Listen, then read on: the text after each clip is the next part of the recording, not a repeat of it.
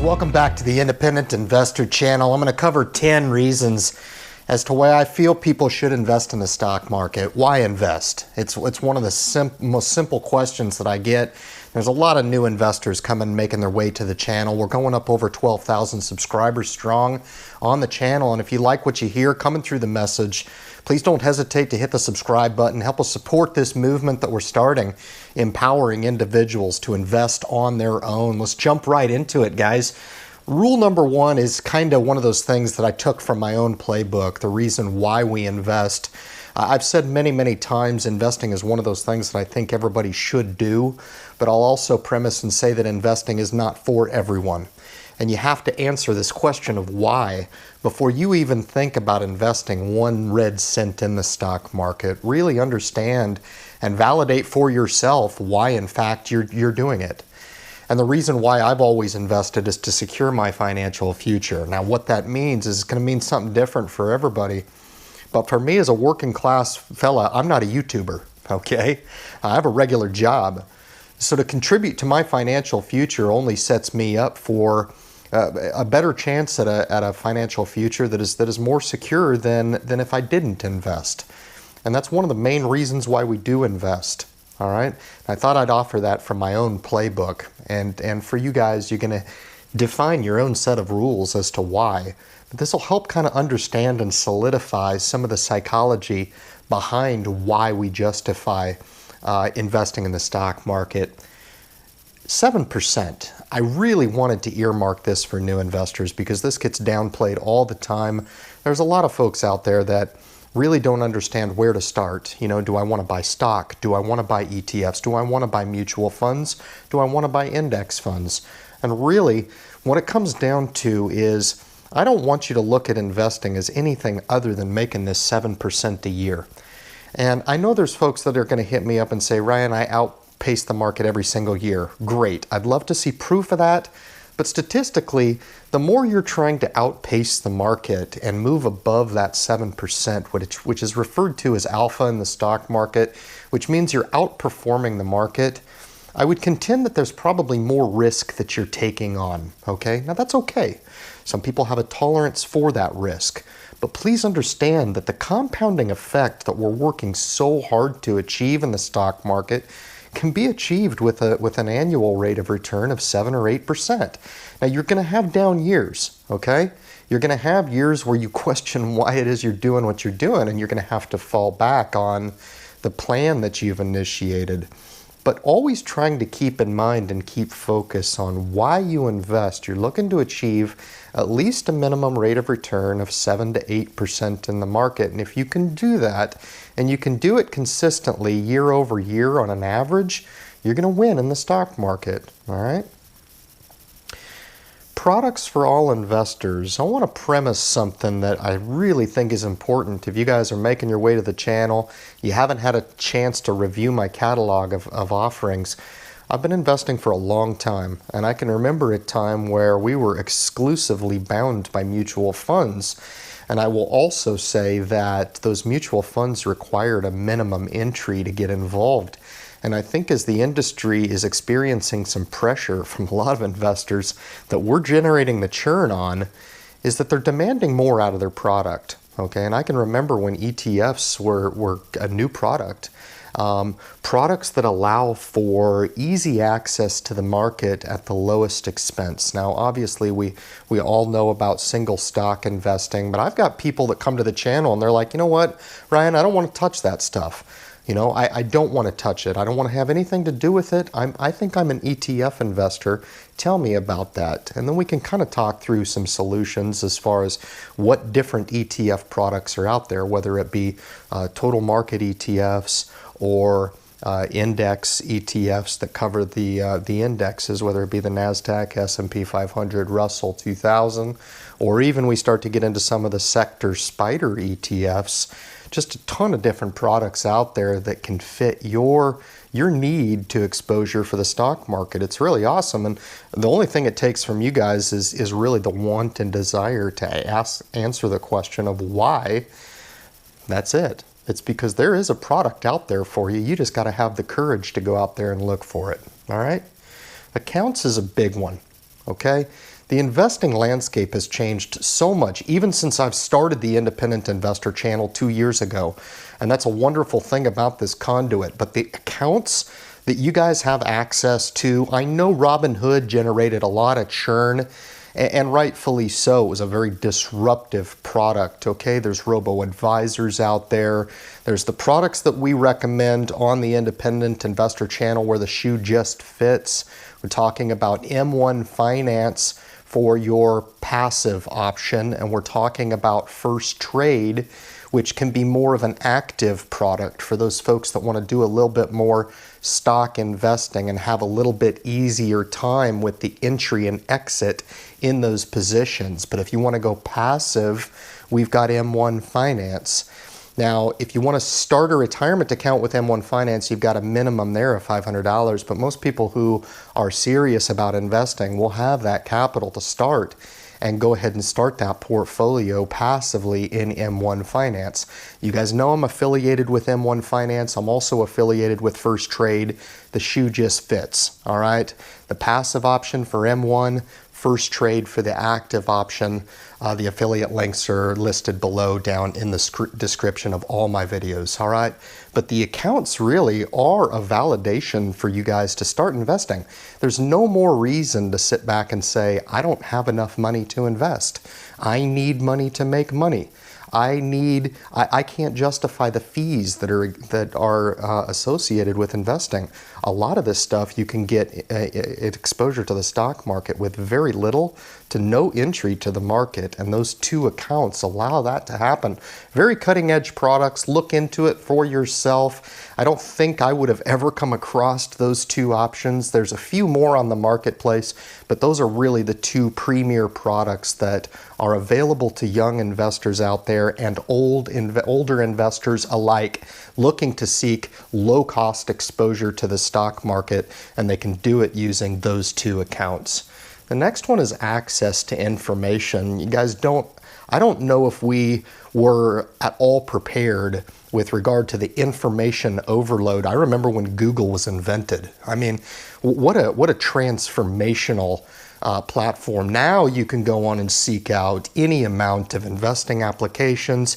You can get yourself out of debt by walking through those exercises. The answers are there for you. So the excuses really are kind of trumped by the amount of assistance that's out there. And you know, on the Independent Investor channel, we offer one voice on this channel. There's a myriad of different products out there, a lot of different channels, some of which can work for you in way of information. Others may not be for you.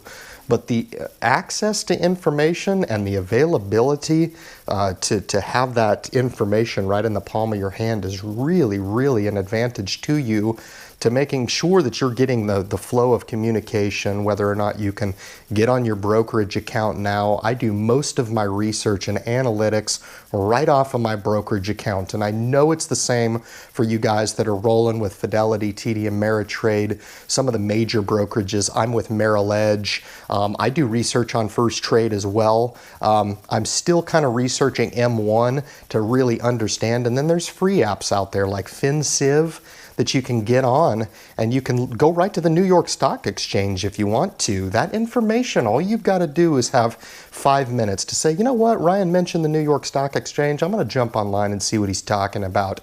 It's amazing. You can see all the financials of any stock that's listed on the New York Stock Exchange free of charge if you just have the willingness to jump online and find that information. No charge, free of charge. Access is readily available to anybody who wants to seek it out. Low cost of entry. This is really, really big, and I kind of mentioned this already with the cost of entry to mutual funds. I know there was a lot of mutual funds when I started that had minimum entry fees of $2,500, and I was thinking, geez, you know, do I have to be somebody special to actually own this fund? I thought, man, that's kind of crazy. I don't want to do that. And I think that kind of turns a lot of investors off when they start to look at it and they're like, wow, $7 entry and exit fee. That turned a lot of people off to investing in the first place. When you guys are looking to invest your first $100, you know, those entry and exit fees can really consume you. And you know, you get into a position, maybe you get stuck, maybe you want to exit the position. It's your choice to do so, but you choose not to because you don't want to incur those fees. Those things are gone now. With the products that we're offering through the accounts and many other of the major brokerage houses, they're moving to the left as we speak, lowering the entry and exit fee, offering free trades, lowering the incentive thresholds within those accounts. It's really an amazing thing, and I would really prompt each and every one of you guys that's sitting on the sideline and researching the stock market to really understand how much advantage you have now by seeking a very low cost to entry. Stop thinking about it. You know, it really allows you to say, you know what, Ryan's right. I don't want to sit on the sideline anymore, man. I got $25 a month that I can do. And you know what's cool about that? That's what I started with. I started with $2,500.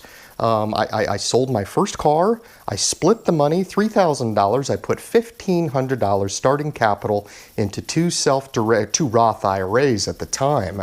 And that's how I started. I did $25 a month on a dollar cost average fee, a dollar cost average program, and look where we are now, guys. It is absolutely possible, and you guys know I do so on a blue collar salary. Good stuff, man.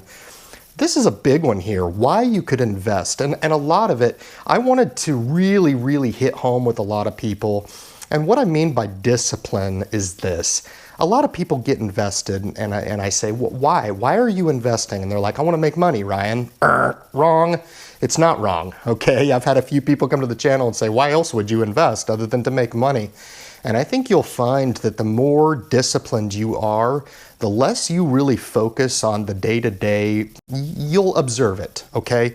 But what you really tend to focus on a lot of the times is your plan, your program. Am I doing everything right? Am I scrutinizing?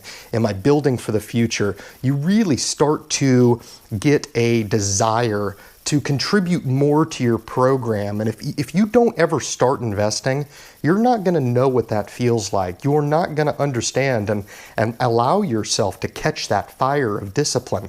That's why I tell people start with $25. It'll start that mental discipline.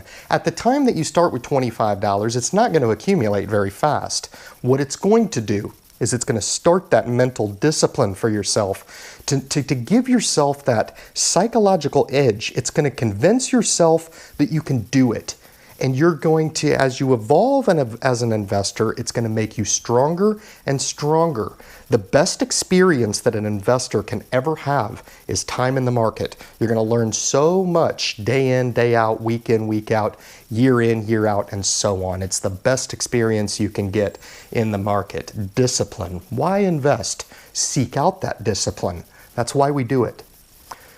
Unexpected expenditures. This is so huge. It kind of correlates with the discipline piece, but if you're spending some of your time pursuing an investment plan or goal, it means you're starting to open up those lines of thinking to where you're becoming more consciously aware of your own finances.